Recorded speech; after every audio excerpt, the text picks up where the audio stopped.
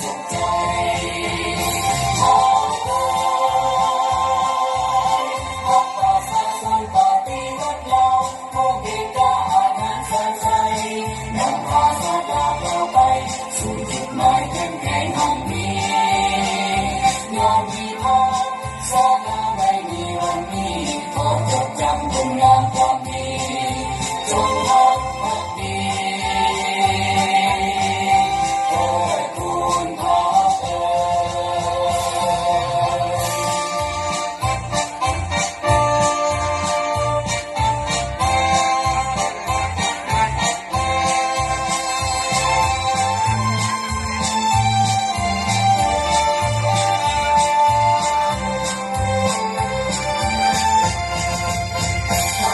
ควรไป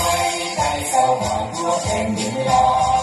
วเหมือนเดือนและดาวเข้าปกครองทั่วท้องนาภาสุ่มแดงเงินอย่างสายน้ำสวยงามกว่าไม้ภูผามีพันธุ์ดังดาภาษาบนทุกสุขใจขอรักประชาชนปฏิวัติเราผู้กิจการงานสร้างใจนำพาสตาเราไปสู่จุดหมายเข้มแข็งของมียอมมีพอ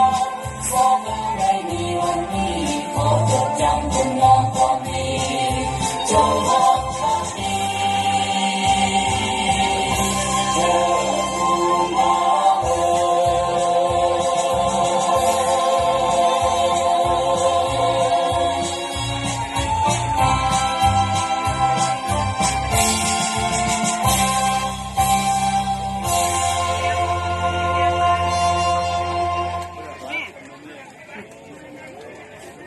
ว่าเอาคนแบบนี้